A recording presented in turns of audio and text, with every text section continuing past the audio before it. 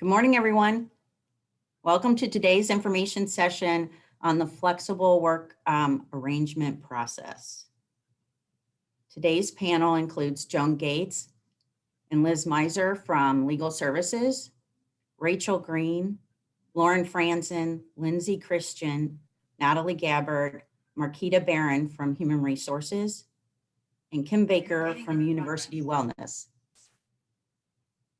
And I'm Lori Southwood. And I'm going to share some informational slides with you today, and then we'll open it up for Q&A and try to answer as many questions as we have time for today. And then we'll try to capture the questions and post answers that we didn't get to. Actually, we'll probably post all the answers. So a reminder to please submit your questions using the Q&A feature.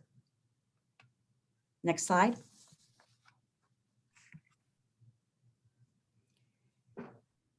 So the Reimagined You, we're looking at a procedure before a policy. And that's in part because we need it ready for the fall. And our policy process is a fairly lengthy process with many steps. We will be pursuing the policy process, but first we want to make sure we have as much information as we possibly can before we finalize the policy. So for the fall, we're going to be piloting the procedure. For the most part, this pertains to staff. The flexible work arrangement should not be used for faculty that are scheduled to teach in-person classes. So the main part of the procedure that would apply for faculty is their work location if they're teaching remotely. So most of what we cover and most of the procedures and the steps will be for our staff. So the steps through this process, as I said, we've developed this procedure. We've gathered feedback. We've talked to Faculty Senate leadership, Staff Congress leadership, the President's Council, the President's Cabinet, the deans, and gathered feedback. We've also had the advantage of having access to the Staff Congress survey results that was just completed at the end of June, and we're able to incorporate that as well. The process will continue to gather feedback. So as we launch this process for the fall, we're going to be seeking feedback from managers and from employees on what's working, what's not, how might we need to modify this process to improve it before taking it for a policy submission. And so then at that point, we would be gathering that feedback and putting a policy together based on what we feel is in the best interest of NKU and its employees. It's important to remember that transitions require flexibility. The transition back to campus is leaving many feeling anxious. Continue to be patient and compassionate with each other. It's important to remain flexible and understanding as we get back to the future to a reimagined you. Next slide, please. So our philosophy as we went through this summer and put this information together and develop this procedure is to allow flexibility for employees while still focusing on student success, creating a vibrant campus, and a sense of community where not only our students thrive, but our employees thrive. Next slide.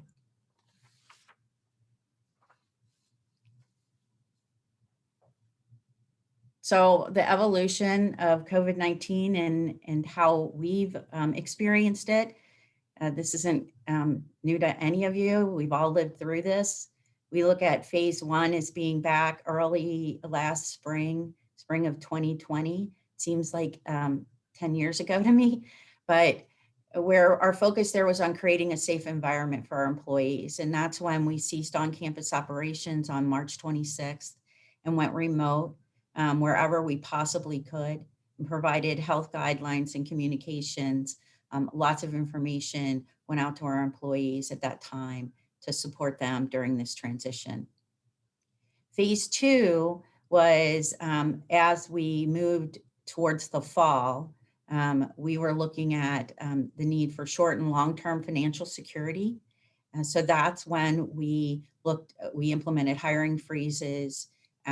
We eliminated unnecessary expenses across campus. We implemented salary reduction, furloughs, and we reduced TIA contributions for those participating in TIA. So that was another step to focus on the security of NKU. Phase 3 and phase 4 is actually, we're kind of straddling that right now. That's where we are today. So phase 3 is what this summer, we developed a flexible schedule for the summer. We have flexible hours of operation that can help with the transition for our employees from remote most of the time, if not full time, to transitioning back for more time on campus in the fall. So this is a time, if you haven't had the opportunity already to increase your time on campus, I would encourage you to do that in the summer before it becomes more important and more necessary in the fall when all of the students are back. So we're all kind of running into new people each day that we're on campus. And for many people, it's their first time back to campus.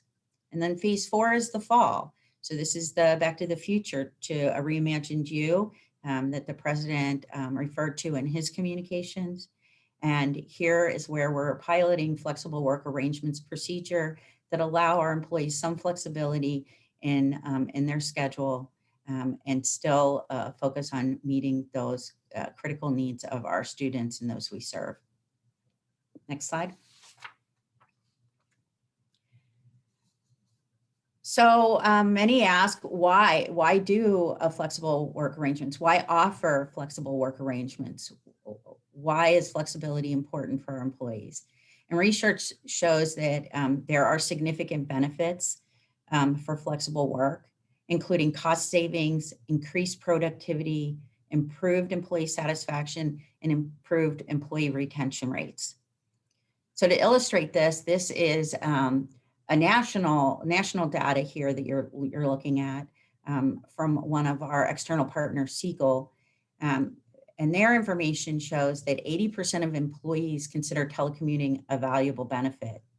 54% of employees would change jobs for a more flexible work option. And over 75% of employees indicate remote work has significantly improved employee retention.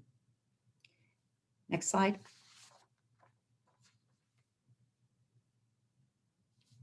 On our own campus, the results of the recent Staff Congress survey, of those responding to the survey, more than 23% want to be full-time remote.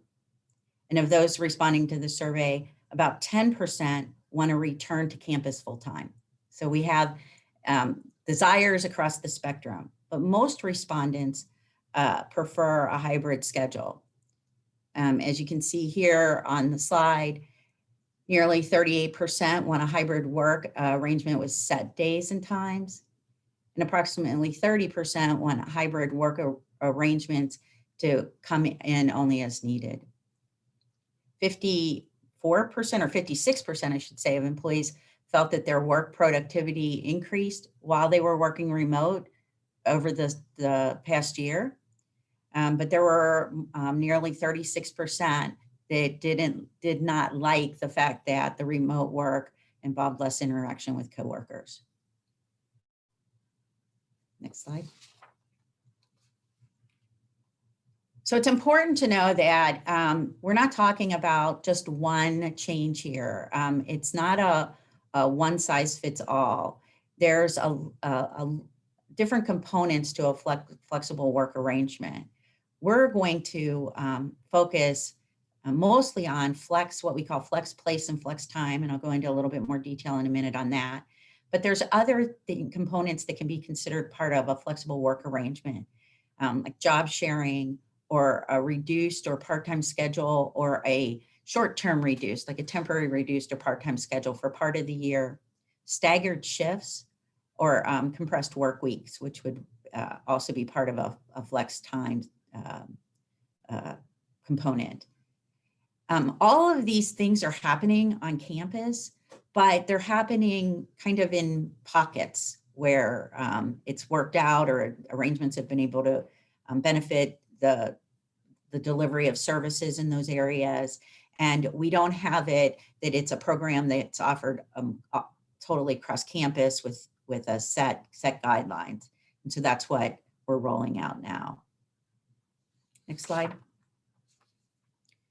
So as I mentioned, Flex Place is, I think that's kind of obvious what that is. It's that you have some flexibility in where you work. So it's not it's not that you're on campus at your normal work location, but in some other location. The Flex Place arrangements allow employees to work from home or another remote location for a specific number of hours per week or a predetermined duration. And flex time, it is something that we've been doing. We've actually had a flex time procedure in our alternative work schedules that typically people engage in, many departments engage in the summer. But this allows a flexible schedule arrangement that permits different start or finish times, but it doesn't alter the total number of hours in a work week or in a work period, in a pay period. So this might be a compressed work week or alternative start or finish times can be considered flex time. And then finally, it's important to note that all flex work arrangements must be approved by a supervisor, the department head, or dean in human resources. And for some divisions, it may also involve the vice president. They're determining what their approval process is going to be. And so more details will follow on that. Next slide. So not all requests for a flexible work arrangement can be approved due to the nature of the job. Decisions should be based upon whether or not an employee's responsibilities can be performed from home or a remote location, or whether or not an employee's job can be successfully performed with a different work schedule.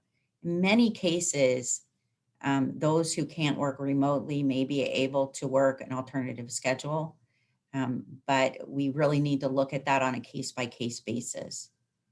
So factors to consider for as we're looking at each individual situation to determine whether or not a flexible work arrangement can be engaged in would be, first and foremost, the student needs, and then the needs of the department or the unit, the needs of the employee's work responsibilities, their duties, their ability to measure or assess work performed, IT resources, so the availability of needed equipment and software. Most can be remote, but not all. Measurable objectives and results that are mutually agreed upon between the employee and the supervisor for the arrangement to be successful. Next slide.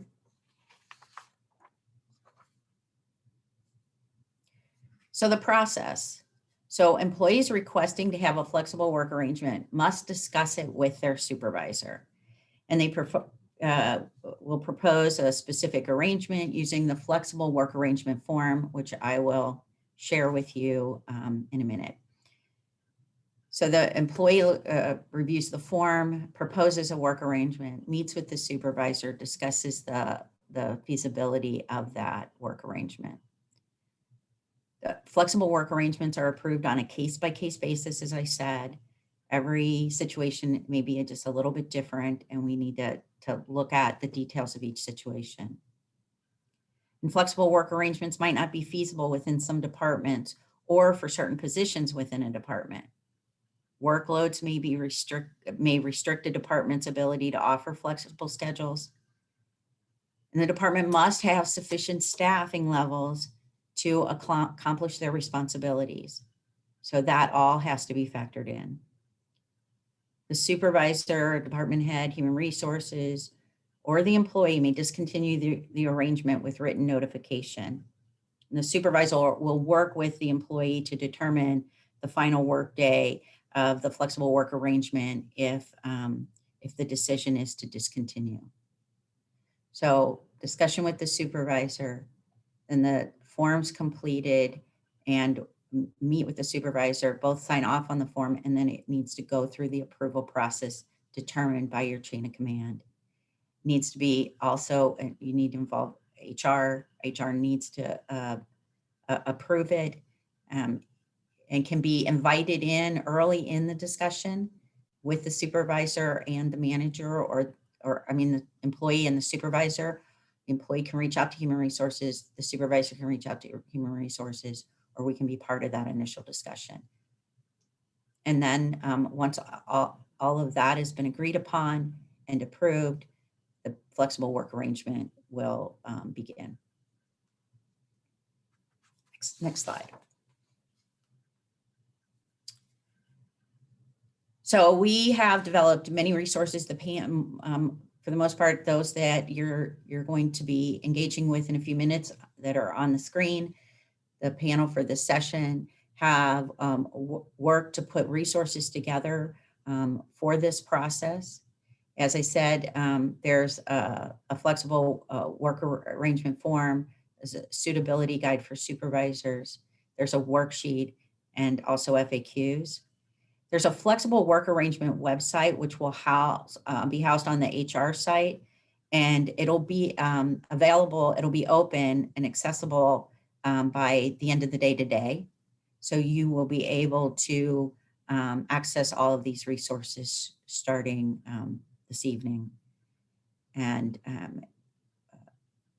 the suitability guide, I'll just point out there for supervisors, will help supervisors determine if the position is suitable for flex place arrangements, or if the employee's suitable. So that's part of that process. So we'd encourage you to look at that and engage the flexible suitability guide as you initiate these arrangements with employees in your department. Next slide. So I know you can't see this and read the detail, but I just thought it would be valuable for you to see the form. The flexibility work arrangements form is somewhat detailed. We have made it this detailed in the hopes that it'll streamline the process for you and make for better work arrangements. A lot of information needs to be documented and signed off on. And as I said, you can access this form later today. Next slide. As I said, I think that this 10-page guide will be very helpful. I know, again, it's hard to see what's on the table of contents. So let me just read that so you have some sense of what's included in this guide. The table of contents include the purpose, flex place work for NKU employees, the benefits of flex place work, flexible work arrangement examples, Step 1, determining which positions are conducive to flex place arrangements. Step 2, determining the suitability of specific employees who are interested in flex place arrangements. Step 3, ensure flex place work success, employee and manager training and learning. Step 4, tips for creating flex place work arrangements, and then a list of additional resources and links to those resources. So I hope you find that a valuable tool. Next slide, Tracy. So another resource for you is the Flex Place suitability worksheet. And it's for managers and supervisors. It's a great tool to help determine whether a position or an employee is suitable for Flex Place arrangements. Next slide. Okay, and I also said that we have a resource that's already developed and it'll be live today, frequently asked questions. And just to give you a sense of the topics that are covered in frequently asked questions, and as I said when we started this this presentation this morning, to remember to post your questions so that we can address those, and we'll get to those in a few minutes. Some of the questions that we have addressed in the FAQs already is, who makes the decision about whether or not I can have a flexible work arrangement? How do I request a flexible work arrangement? And are there specific procedures or forms that need to be completed or followed? And now you know the answer to that is yes. What does it mean to have a flexible work arrangement? What types of flexible work arrangements are allowed? Are all employees eligible for flexible work arrangements? May I take care of my children or other family members while I'm working from home? So these are just some of the questions that are out there already with the answers for flexible work arrangements in the FAQs. Next slide. There are more. What happens if a meeting is scheduled when I'm supposed to be off? What is the expectation of the designated off-site setting? What are the tech expectations for working at other locations? Can a new employee request an FWA during their probationary period? And as you can see, there are others as well. Maybe this will generate some questions for you, or maybe you want to hear the answer to one of these. So if so, please put that in the Q&A section of the chat.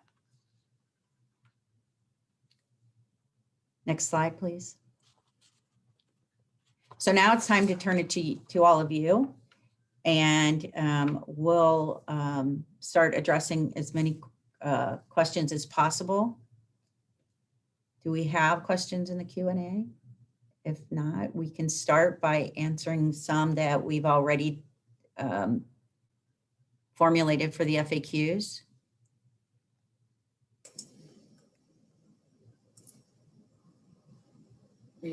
Yeah. So we've had a couple come in through the Q&A, and I see more popping in as we're talking.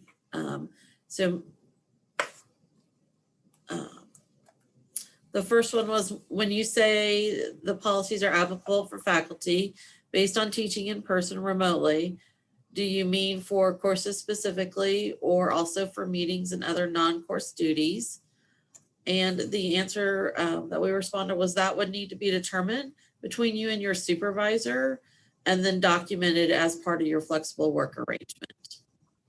And I'll add that we are not talking about your scheduled classes. That happens outside of this policy, how your classes are scheduled, and any changes to that would be whatever procedure you would normally follow, which would be with your academic chain of command.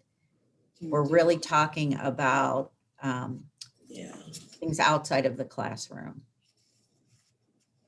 for that. So here's another one just regarding specifically the FAQ addressing childcare while working from home. And so flexible work arrangements aren't intended to be your childcare. They're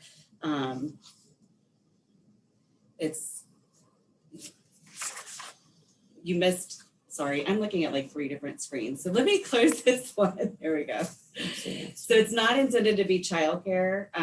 Just as if you were at the office and at your normal location, you need to arrange for childcare or elder care, pet care, any kind of care that you may need.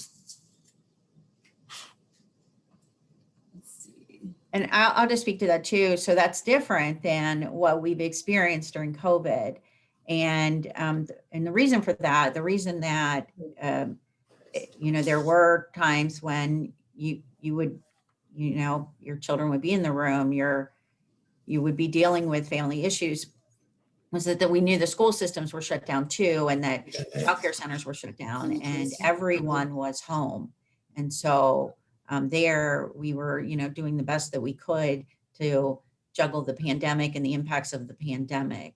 Now, as we look forward post-pandemic and look to develop a policy, a procedure and a policy that will be something that can be part of our work life, We need to have some parameters with your time dedicated to work versus balancing other demands in your life.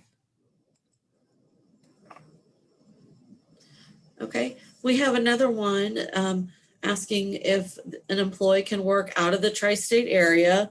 So that, of course, being Kentucky, Ohio, and Indiana. And the answer is that there, in some cases, employees may be permitted to work outside of the tri-state area.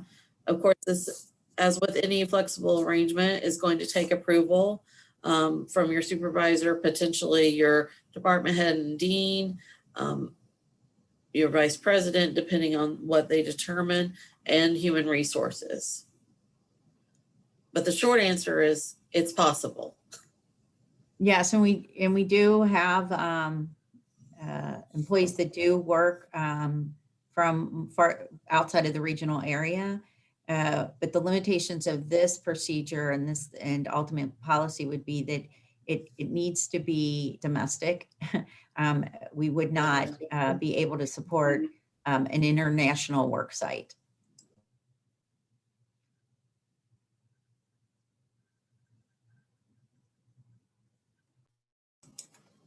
So we have another one, Lori, addressing kind of safety concerns.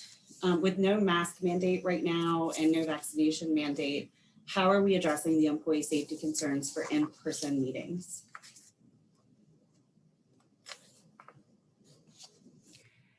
So one way we're doing that is that we're strongly encouraging everyone to be vaccinated.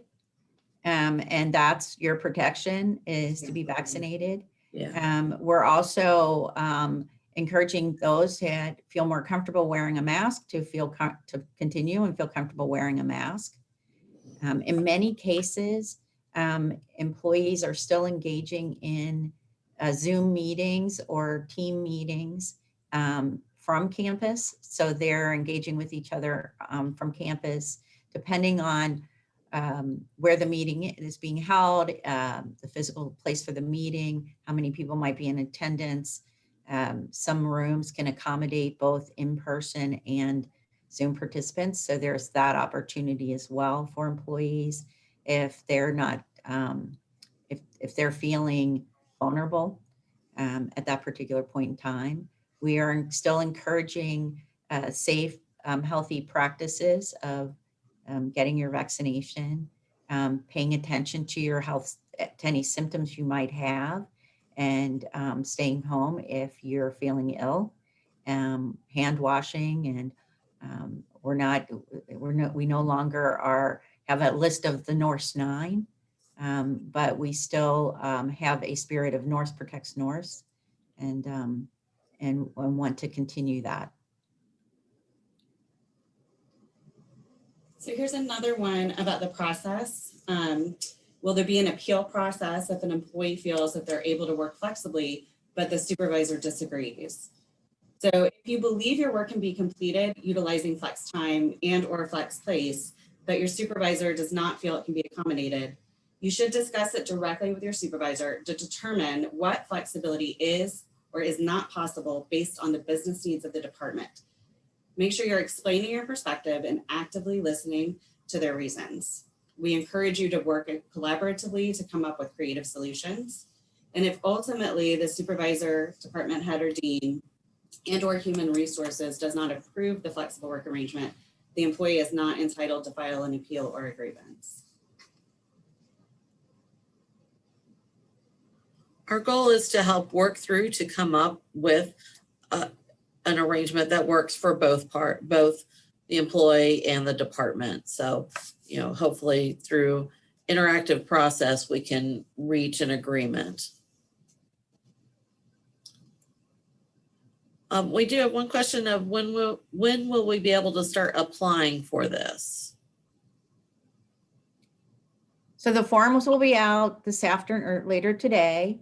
I would encourage you to have a conversation with your supervisor. They may need to have a conversation with their supervisor to see, are there parameters that are being set for that work area based on the needs of the department and the needs of the staffing levels and the needs of those that they serve. So there may be some predetermined parameters that need to be set. The staffing levels are low, and the most of the work is in person or face to face, then there may be more restrictions around the flexible work arrangements that need to be laid out first. So when that can happen at any time, can start immediately. I believe some departments are already discussing it and have already determined what their work arrangements are going to be moving forward. Those that have already discussed it, determined it, it's agreed to with the supervisor and the employee, they'll still need to go through and complete the form. We need to have information on every work arrangement. There are legal and compliance implications, tax implications. So we will need to have documentation to be able to make sure that we're following all the right procedures. And I'll defer to Liz and Joan on that, but.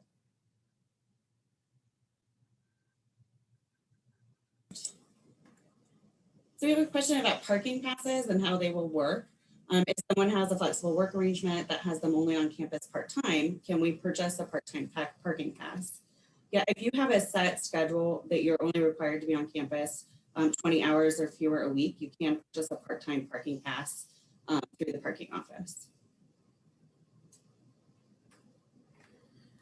So there's another question. If you've already filed a ADA request and it's approved, do you still need to do the flexible work arrangement?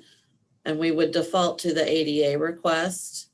But if you need a different arrangement outside of that, that's not under ADA, then we would use the flexible work arrangement. So just contact HR and we will help you work through that.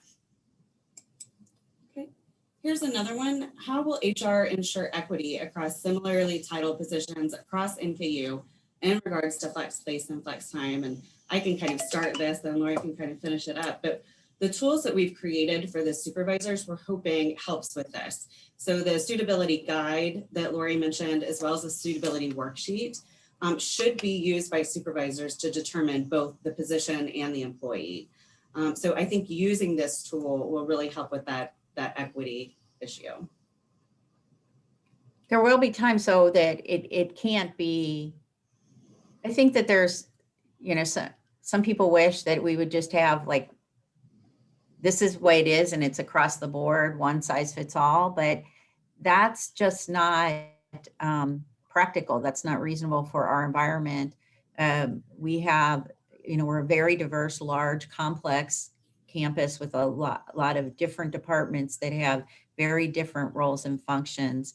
And so they all can't have the same kind of schedule or the same arrangements.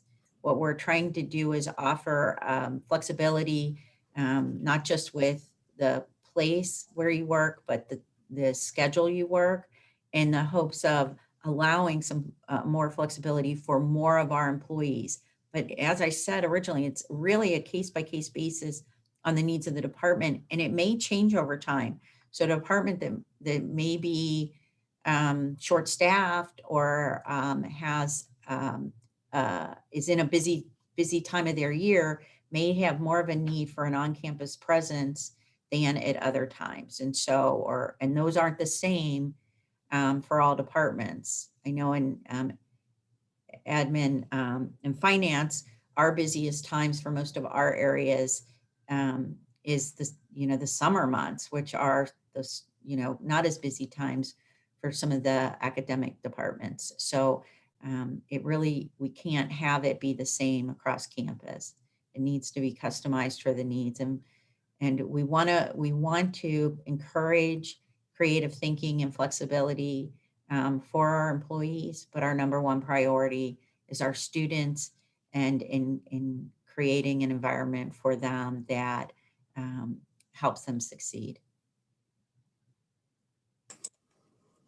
So we have another question about how long do we expect the pilot of this to last, and when do we expect to set a policy? So I believe the pilot is lasting through the first semester, the fall semester of this year, with the goal to have a policy for spring semester. Yeah, I would stop short of the spring semester just because it depends on what feedback we get and how many changes might need to be made, or what's working for the organization and what's working for the employees all needs to be evaluated. So it's possible that we would continue the pilot, maybe modify it based on what lessons learned and continue it. And then, as I said, the policy process is a very thorough process. And so that way, that would give us time to go through the policy process if we were extending the pilot. But we don't know yet until we get into it.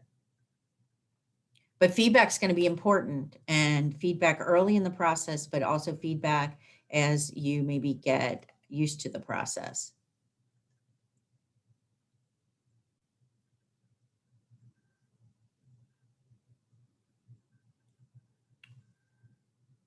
Before we tap into another question, I'm doing a lot of the talking, and I just want to looking around to the other panelists and see, you have an audience here of over 200 employees, and so do you have any information you would like to share, or perspective, or a question maybe that you've heard, or a concern that you have?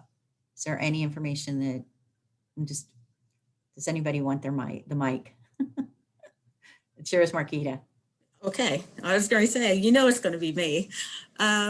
So a couple of things from a manager's perspective. There is going to be a manager guide that will be put out there to help you in terms of conversations and a lot of the different things that have taken place post-COVID to help guide you with not just your employees, but yourself as well. So be on the lookout for that coming out.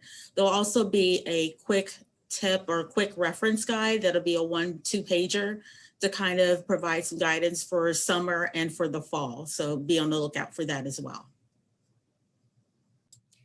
Actually, I think that 2-pager is going to all get posted this week as well, right, on our website.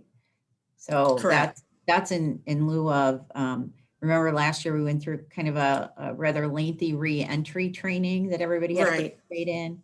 Right. So just to let everyone know, you will not be required to take like a formal training like we did when COVID started. There was that formal training, and then there was that formal training for the quick reference guide.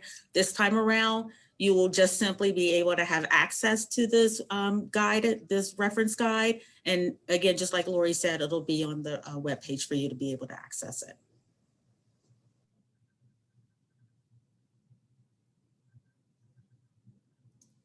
Anyone else?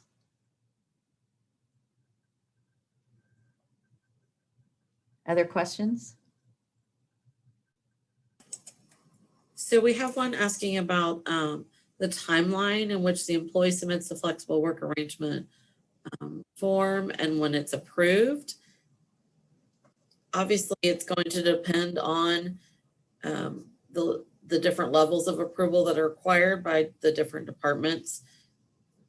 Ideally, it would be as soon as possible, within a couple of weeks. I know within HR, we've kind of tossed around trying to have a 3 business day turnaround with the folks that are doing the approval, which are just a few of us. So, but as a firm timeline, we don't have that established at this point. Thanks, I'd like to answer.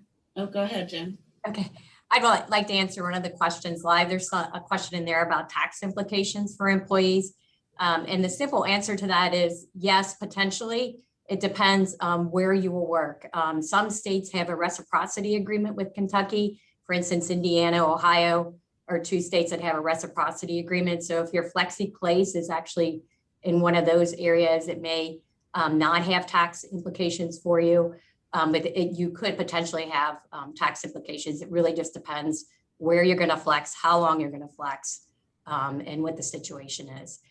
Just for the audience's information, we currently have over 80 different tax jurisdictions that NKU is dealing with because of people already working in remote locations due to online programs. So one of the reasons why we would like to have people tell us where they're working is to make sure we can comply, not just with tax requirements and make sure that we're doing what we need to do from a tax perspective, but also to make sure we're complying with whatever that state's laws may be around workers' compensation, unemployment compensation, various other issues such as filing to do business in those states, et cetera. So I just wanted to reiterate why it's important that we know where you're working, because it is our responsibility as an employer to not only know where you're working, but also to make sure that we're complying with those laws.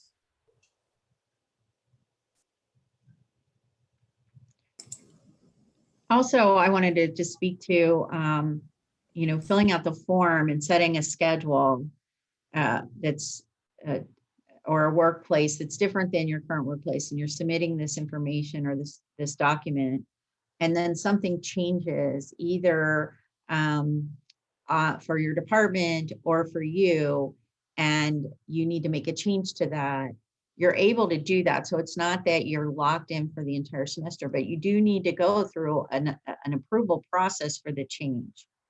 So what this is not, it's not the ability to flex your schedule every week or to change based on individual needs, because I think that it's difficult for a manager to accomplish the work necessary for the synergy between the coworkers and your colleagues if everyone is fluid. So it's allowing for a change in schedule, but it's a defined change in schedule. And should that schedule change again, it should be redefined. Now, if it's, the same way now that, I need to shift my schedule because I have a doctor's appointment, or I need to, those one-offs, I'm not referring to every time you have a one-off, it needs to be to submit, but for, changing you set up a schedule where you're going to work remotely Monday and Tuesday and on campus Wednesday, Thursday, and Friday. And then you have to change those days for the foreseeable future. That needs to be redefined and made sure that there's still the right coverage for that department. And so if those changes present themselves, you should engage with discussion with your managers as early as possible. The same way we're encouraging departments, if they need to make a change, to engage in conversation with the employees as early as soon as possible, so that there's enough lead time for that to be a smooth transition. There's a question in the Q&A that says, will the manager's guidelines have any tips or guidance on how to handle employees who indicate that who would look to separate from the organization if they are unable to be given flex place due to staffing needs deemed preference? So if we're talking about, yes, so the manager's guide is going to have a slew of tips, and I believe that the sustainability guide will also have that. Natalie, Rachel, you want to speak to that? I'm sorry, Marquita, can you say that again? Yes. Will the manager's guidelines have any tips or guidance on how to handle employees who indicate that they would look to separate from the organization if they are unable to be given flexible time, place due to staffing needs deemed preference? So it doesn't address that specifically, but it does address how to have that open conversation with your employee. So I think Lori said this earlier, and we've mentioned it several times. The goal of this is to have a productive conversation with your supervisor so that you both can kind of come to an agreement on what works best for the employee and the department while still serving the students' needs. And so, having that initial conversation, I think, will help answer that question. Does that make sense for you? Yes, and as well as the guideline or manager's guide will have several tips and tricks in terms of handling crucial conversation, which sometimes there will be some crucial conversations. And just conversations in general because of the post-COVID situation. So just know that there's going to be some things for you. So on one of the questions is how will we be notified of the status, whether it's approved or denied of our request? And so once it comes to HR, we're the final review, and then you will get an email with your supervisor copied on it on what the agreed upon arrangement is. I have another question here. Are there specific expectations for office staffing? For example, 8:15 to 4:30, Monday through Friday. Does this vary by unit? That's a great question. NKU's core business hours are Monday through Friday from 8:15 to 4:30. But there are times when we need to extend those hours for those that we serve. So whether that's, evening hours or weekend hours for orientations or new employees or whatever we may need to do. So that term flexibility, I think, also applies to that.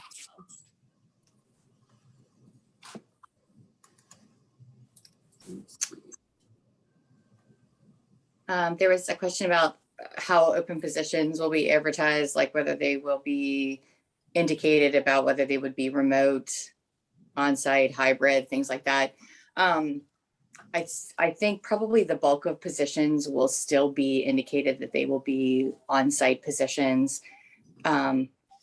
We do have some faculty positions that we indicate that they are not on-site positions, that they'll be teaching all online and that you do not have to report to campus. But we are on some of the mostly faculty positions indicating that you don't have to come to campus. And there have been maybe one or two positions that we have indicated, I think more so during COVID, but probably we will going forward indicate that there is the ability for a hybrid schedule once a probationary period has been passed. After talking with the supervisor, that's going to be a possibility for each individual position. But that's going to have to be, yet again, on a case-by-case basis as that position kind of goes through that checklist to make sure that that position is able to be done that way. And remember, this is a pilot, so we wouldn't, we don't feel that we can advertise that the position ongoing is going to be one that's open to some flexible work or remote work. What we would just be sharing with candidates is that we're piloting that process at this point in time, and maybe change our posting process once it's a policy and we've determined what that is.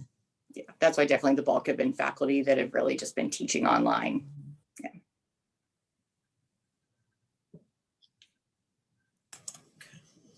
So Lori, we've had several questions about virtual meetings. One, will the university be encouraging virtual meetings? And if so, what are the resources available to update our conference rooms and meeting rooms with technology needed for that? So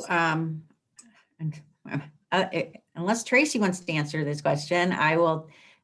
We will post information on this on our site, but we'll get that directly from IT. What I know just from conversations and reports that I've heard from Tim Ferguson is that IT has done a lot of work to enhance some of the meeting space. Now, last year, the focus was on classroom space, but they've also been able to enhance some of our meeting rooms.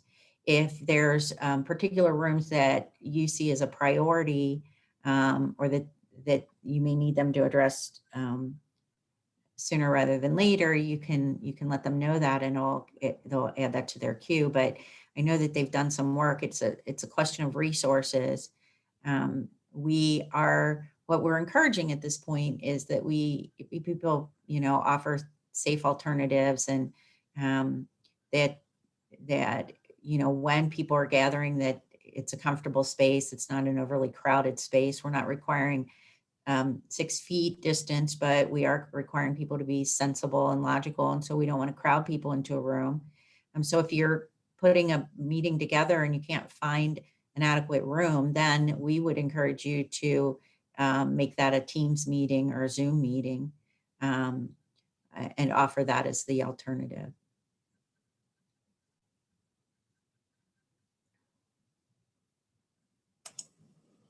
Here's a question. If you have approved flex time or a flex space arrangement, how would you handle vacation and sick requests to supervisors? Definitely talk to your supervisor about their preference, but I would assume that you would follow your normal procedure on requesting vacation time or sick time. So whether that's email, text, a form that you need to turn in. Another question we received is, does this process govern remote faculty office hours and remote faculty advising, or will those expectations be set by academic affairs, deans, or chairs? That will follow the normal process through the academic chain of command. As I said, for the most part, our concern for teaching faculty is where they're located. Now that's for the, the academic year faculty. For the calendar year or fiscal year faculty, there are some that are, they may be function more with more of their time, or less of their time may be teaching, and they may have other responsibilities. And in that case, this policy would pertain to them. So when I say it doesn't pertain for the most part to faculty, it's for their teaching schedule, their engagement with the student schedule. But if they have other roles and responsibilities, those may be it may be necessary for them to participate in this process and be part of the balance for that department and how they're delivering their service. I have a question here, maybe more of a comment that Lori and Jared might be able to help me with, this being part of the larger COVID preparedness team. That is just concerns are coming up that we're referring to this time period as post-COVID, that COVID is still very much a real thing. And that is absolutely true. And I think that what we're referring to when we say post-COVID is post that initial emergency when we did not have any answers, right? So now we have a lot of answers from the scientific community on how to lessen the spread, slow the spread, how to take care of ourselves, get vaccinated, things like that. Our COVID preparedness teams are still meeting. We still work closely with the epidemiologists for the university to monitor the rates, not only locally, but Kentucky-wide, nationwide as well. So we're definitely looking at this situation on a day-to-day basis continually. So I don't know, Lori or Jeremy, you have anything to add to that as well? Well, I would just add that, we talk about the summer as being a transition period, but realistically, the next, academic year is a transition period as we decide, the new normal, the better normal, the, post-COVID, whatever you want to call it. We're still going through experiences we haven't experienced before. What happens with, the booster, what happens with the winter session as we go through the winter season. And so I think that we know that we can pivot, and we're monitoring everything to make sure we're as safe as we possibly can, but are also being mindful that we may need to react and change based on something unknown to us at this point.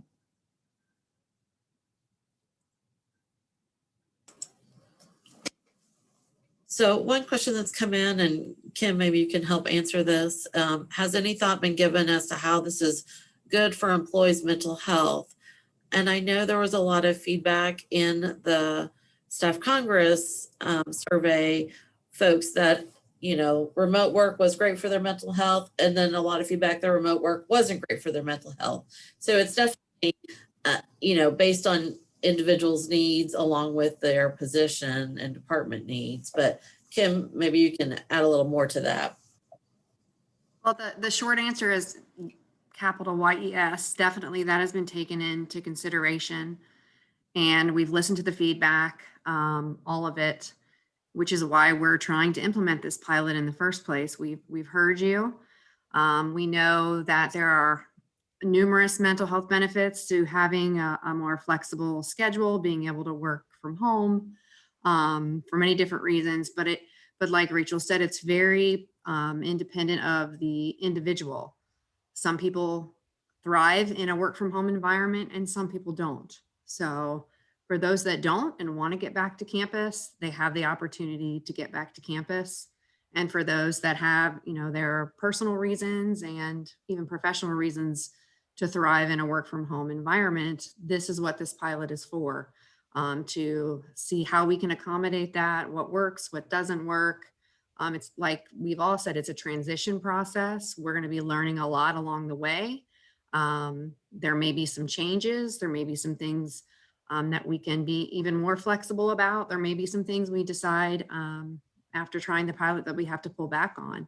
So I think, like Lori said, we all have to come at this with a patient mindset, be compassionate with each other and understanding with each other, be willing to actively listen and have these open conversations and make it an active process.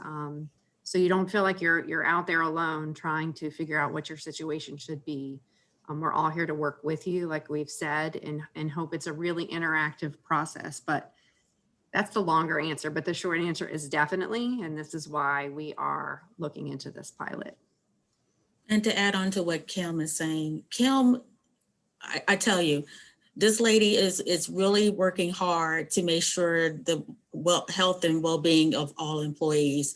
And she has done that to me several times over. So I had to put that out there to put a kudos out to Kim. But to also let you know that Kim and I are working diligently and trying to put together a lot of tools and resources to help individuals, particularly because we're going to be probably working in a hybrid environment. So there are employees that are going to be working on campus. There are employees that are going to be working remote. And so there needs to be some tools and resources to help you plus managers be able to work in that type of environment. So know that we are working very hard and diligent to ensure that you have some tools and resources to fall back on to help you in that. Okay. Next question is everyone expected to come back to campus at the beginning of August unless there is an approved flex schedule or flex place established? The general answer is yes, but that depends on your work and any conversation that you've had already with your department. The same way that it would be for the start of the academic year for anybody. Whereas, what work are you expected to do and when are you expected to do it? But for the most part, the answer is yes. And it may also be that you request a flexible schedule and the supervisor and everybody involved agrees to it, but they can't launch it for, 2 weeks, or there's something that has to after this, we could lock into that schedule. So again, it's on a case by case basis because we don't know all the issues or concerns or parameters that are necessary for each different work situation. And so we would encourage departments to start having those conversations. Again, to managers, I would say talk to your managers to make sure that you understand the parameters that are necessary for you moving forward. It's not unlike, to some extent, what was agreed to. I mean, it's not that different. The process isn't that different other than the documentation and the forms, but the communication of how we launched the summer. It's just that the summer had a lot more flexibility available to it. And we We even reduced the hours that were going to be required for offices to be open on campus, even though our work hours, our campus-wide hours didn't change. We tried to reduce that to allow for flexibility in the summer, to allow people to ease back into that schedule for the fall. So if you haven't started easing, I would encourage you to do that, because it's just easier to do when you're dictating that process more than when the needs of the students are going to be in high demand. And they're in very high demand in August. And that's why we're launching the fall for our employees is the first full week of August.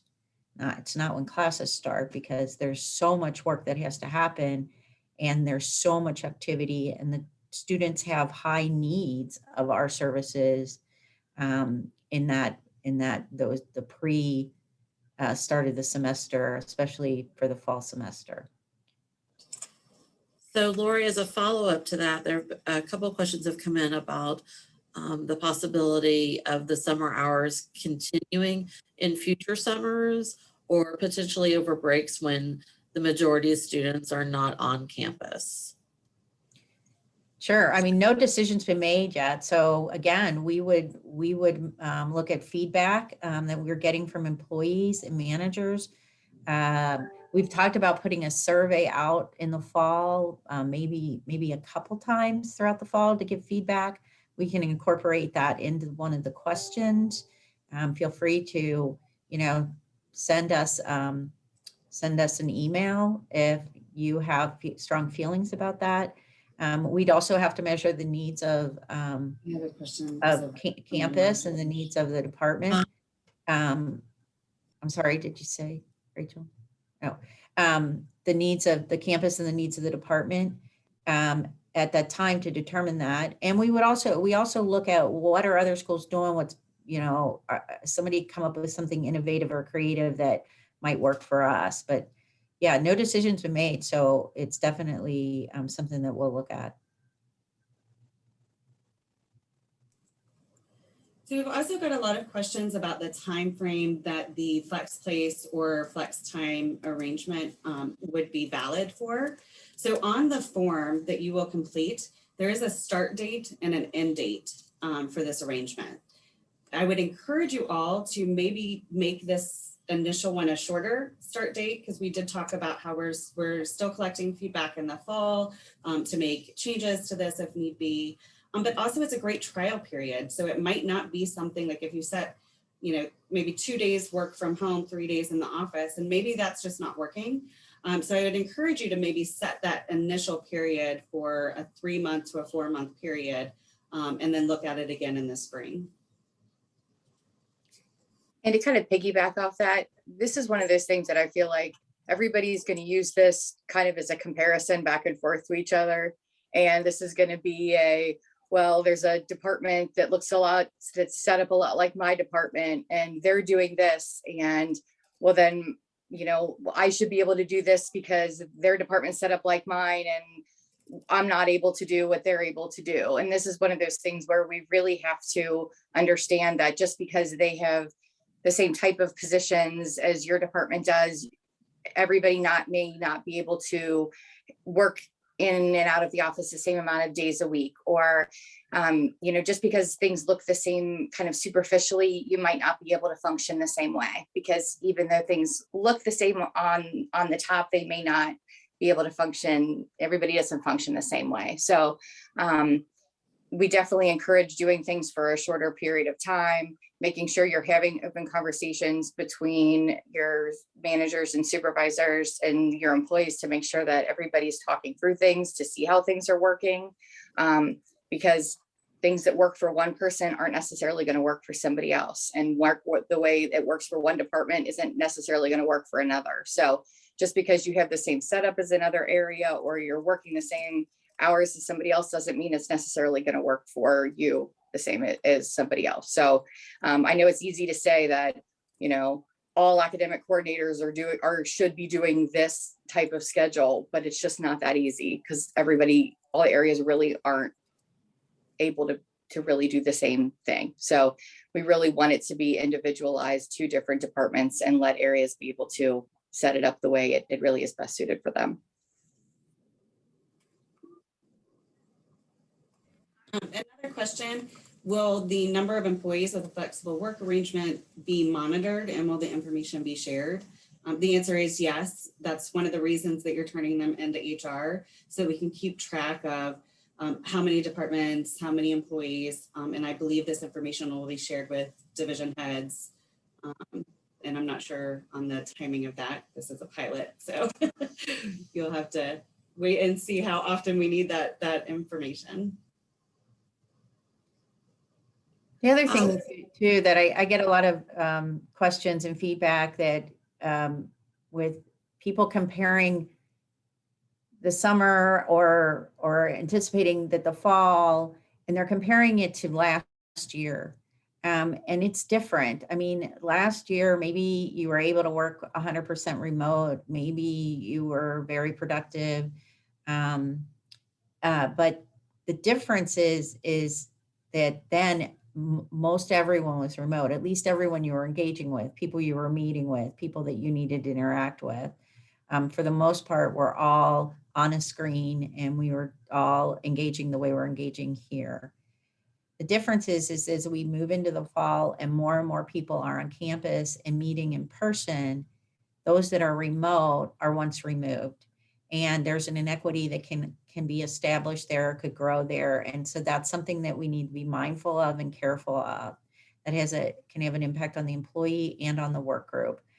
And so, you know, and there's times that we will talk to managers and coach managers that it may be where they do need to have Zoom meetings, even though, you know, half their staff or, you know, 2/3 or 90% of their staff are on campus, but there's still some remote. It may still be advantageous to occasionally, if not always, but occasionally have a Zoom meeting. So everyone's on the same plane, you know, is engaging in the same way, has the same access, because that will create a real difference, a real different feel. I mean, fear of missing out is real and can also be a mental health stressor. So, you know, we're taking all of that into consideration, and I just ask that you do too. I did want to add one quick thing to the one question Natalie had answered about the start and end dates. We did get a question in the box asking when this takes effect. And I just wanted to clarify that the summer schedule ends on August 6th. And so this procedure, technically, even though it'll be available today, doesn't take effect until August 9th.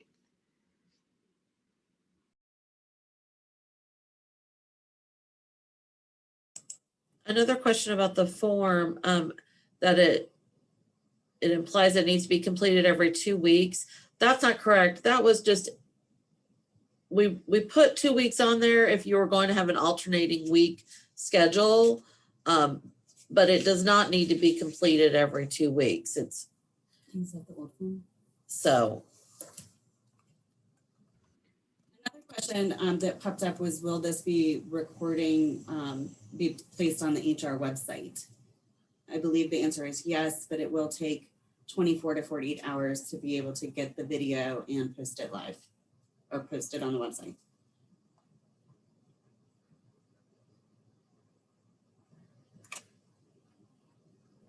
And then remember too, that there's going to be another session. At this point, it'll be, at least the materials we'll be sharing are the same materials we shared today. But next Thursday, I think it's at 1. Is that the time? I know it's on our slide. But next Thursday, there's another session, and we're going to have a meeting to debrief about today's session and make any changes. There might be some slight changes, but for the most part, it'll be similar information. If you feel free that if you attended this session, you're welcome to attend again. If you have coworkers that weren't able to attend, encourage them to attend. And yeah, I'm sorry, it's at 2 next Thursday, July 22nd.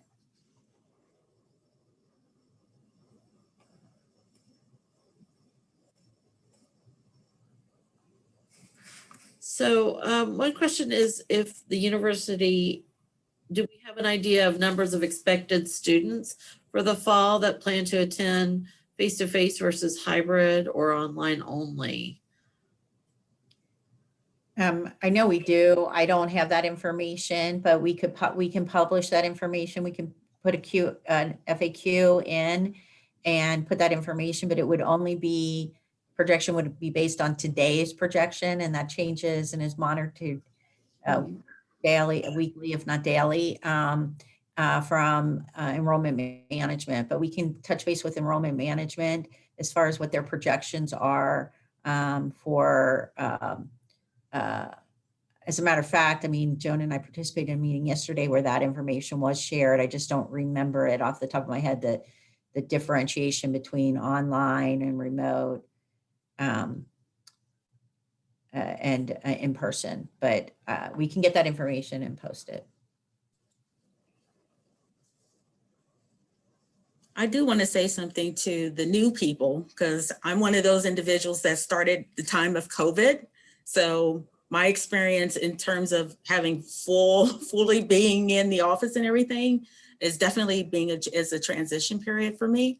So for my new folks and for those managers that have new folks, I would encourage the new folks to, like Lori was talking about, practice coming into the office to kind of get used to coming in and on campus, to your surroundings, to heighten your sense of belonging in KU and to the community. So I want to put that out there for my new folks.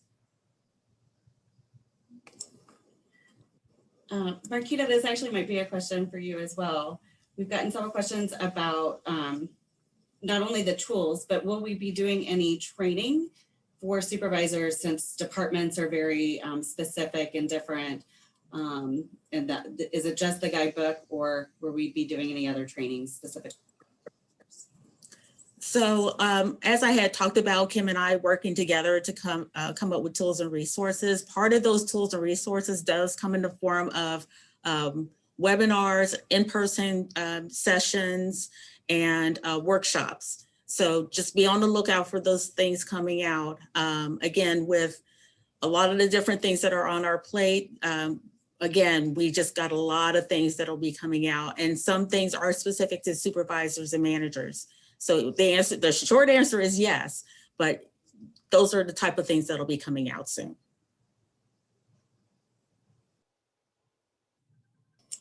Thanks, Marquita. Another one, we've gotten a couple of these. Can a supervisor make a decision for an entire unit, or do they need to do it still based on the employee and the position? So I'll broach that. Yes, the answer is yes, they can, but there's still going to be an individual employee decision. So I think in many cases, at least in the conversations that I've had with employees and managers as they've looked towards the fall over the summer, what they're doing is they're setting parameters. So they're determining, you know, for us to have certain coverage, or maybe it's just in different work areas. People that do this type of work could need to be work their full schedule on campus. People in another area of their department or division may be able to work partial remote and partial on campus, so more of a hybrid. And then there may be some that could be 100% remote. Those tend to be, there tends to be fewer of those. So you might have one area or one work area or one division or department that might have people working based on their job responsibilities. But then beyond that, those that need to work on campus 100% could still then possibly submit for a change in their schedule, a flex time, a compressed work week. A compressed work week would be, they might work more hours each day, say an additional hour each day, and every pay period or every 2 weeks have a day off, not a day work from home, but a day actually off because they're working a compressed work week. So they're getting their hours in, and they're 100% of their time is worked on campus but then they're going to create a schedule for them. IT does this with the alternative work arrangements. They've been doing this for years. So have some other areas where they'll adjust their schedule, for the summer months or whatever. And the individual employee can pick what that schedule adjustment is. And then it does still need to go through that approval process now. I mean, our current system. And so that's not a dramatic change for them. For those that might report to that same department head or that same division leader and can work, need to be on campus part of their time, but maybe not all of their time, then again, it's, well, what is that mix? Is it a 2-3? What days are they in or not? Let's get that nailed down so that that's their schedule. And then those that are 100% remote, there might be some conversation about, okay, but we need you in quarterly for quarterly all on deck meeting, or we need you to understand that you might be on call if there's, an issue on campus. So there might be some parameters that are set there. So yes, I think as a department, they could decide this is what we're doing. That's why I say managers should talk to their managers. What are those parameters that are necessary for the work that you do? And then within that, it's individual conversations.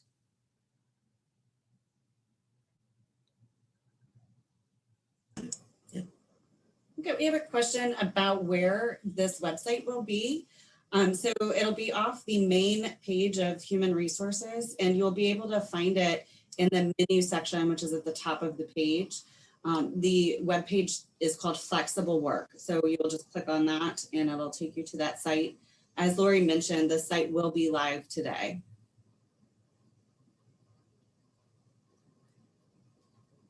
There's a question regarding work area accommodations. Maybe that they don't have enough space, they feel comfortable returning to the office. Certainly, if that's a concern, we recommend that you reach out to us here in HR, and we can, work with you and work with your supervisor, or of course, encourage you to have a discussion with your supervisor directly if you're comfortable doing that. But we can help, talk through what other options there may be. And two, with certain flex schedules, it may allow for more space, fewer people working in a particular area at any given point in time. And so that could be more purposeful if we know that there's a concern or you have a concern, we can look at being more purposeful about that.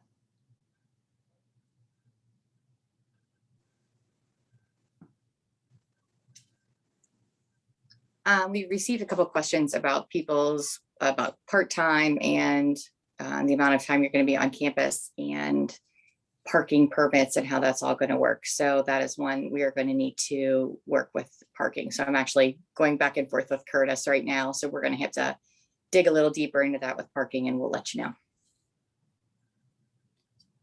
Natalie, we can't hear you. Did we already do that? Oh, I'm sorry.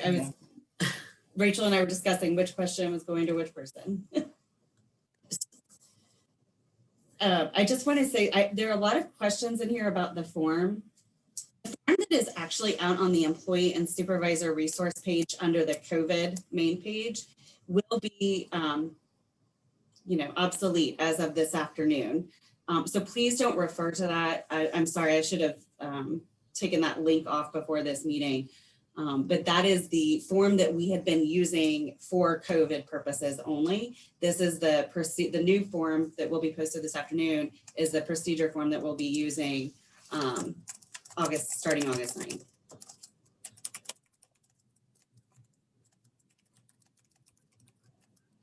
There's a question. Oh, go ahead. I was going to say maybe a couple more questions and then we can wrap up. This is an interesting question, and we've kind of heard it a lot, so it is addressed in our FAQs as well. But because we feel like more people might be working remotely or a hybrid schedule, are we looking into offering spaces for hoteling and freeing up offices and suites for other needs? I'll take a stab at that, but I am hearing somebody typing. So, okay, just wanted to, thank you. So we haven't talked about that formally. I do know that, you know, in certain work areas, they are discussing what maybe their future needs are. Of course, this is still just a pilot, so we don't want to make any permanent changes based on it. Want to get some experience under our belt and before we look at that, though, it is an interesting concept. I do think that as we look to change spaces or move departments or you know, the work that facilities and Mary Paula does, if there's some shifting, I'm sure it'll be part of that conversation. I believe it was part of the conversation with the comprehensive plan, that, you know, the different kinds of future work arrangements was at least part of that discussion. We are also in communicating with other, in direct communication with other schools that are pursuing the hoteling concept more, mainly because they have a lot of leased buildings and they can reduce and save some money if they're reducing their need for office space. I don't know that we're there yet, but we're definitely open to any creative ideas that could improve our campus and improve our efficiency and be beneficial for our students. So, so we will, that will be part of what we leave on the table for discussion moving forward.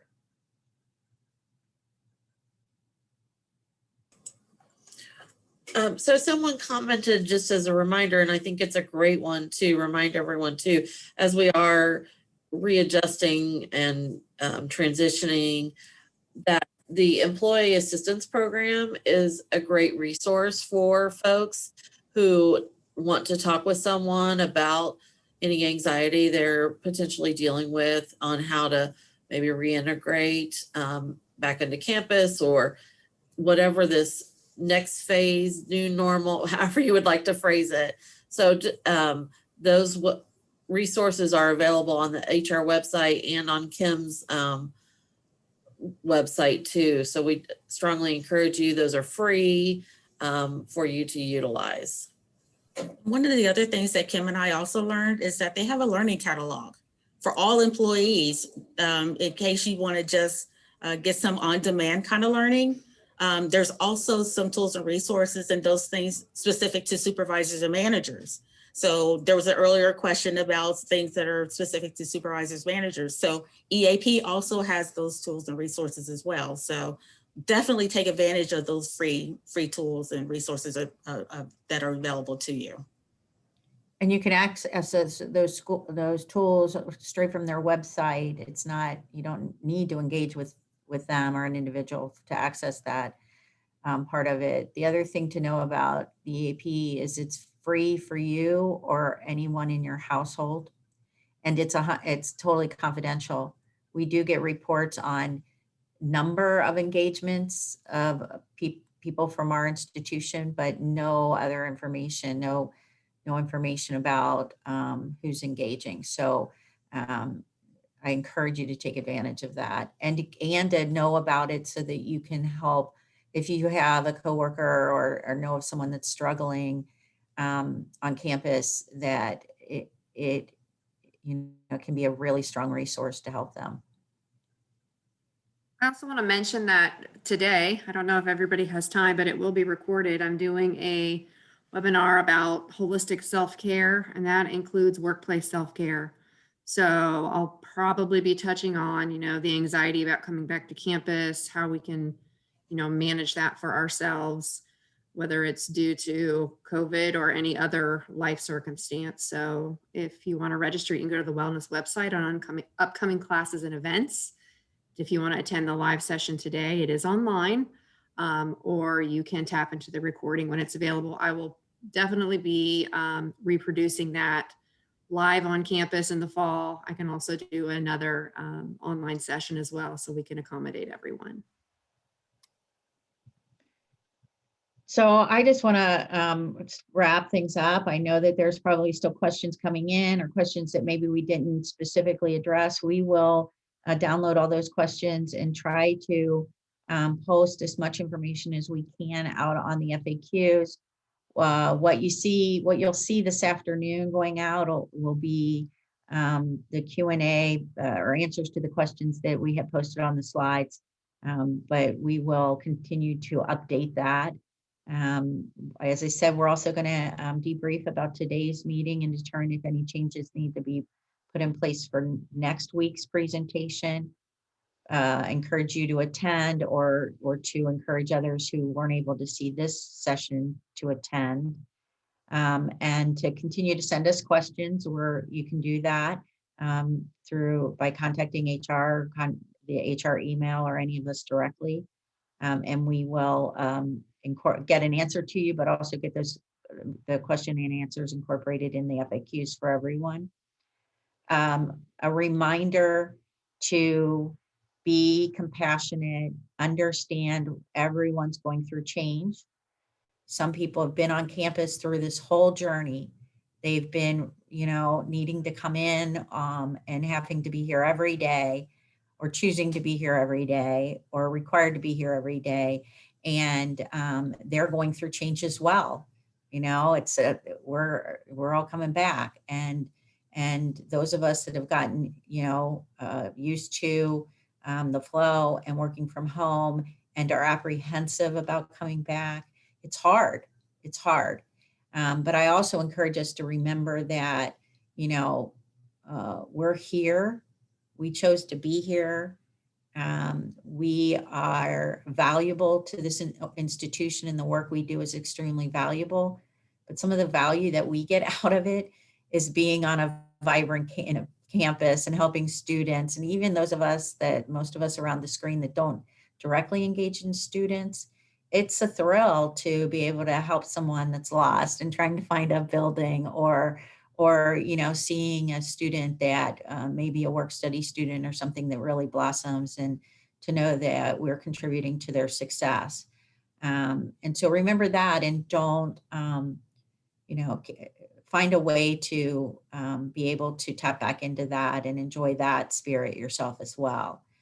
So I appreciate all the attendance. I appreciate especially the 160 plus that are still on with us, and welcome your feedback, and hope you have a really great day, a great rest of your summer, and look forward to seeing you in the fall.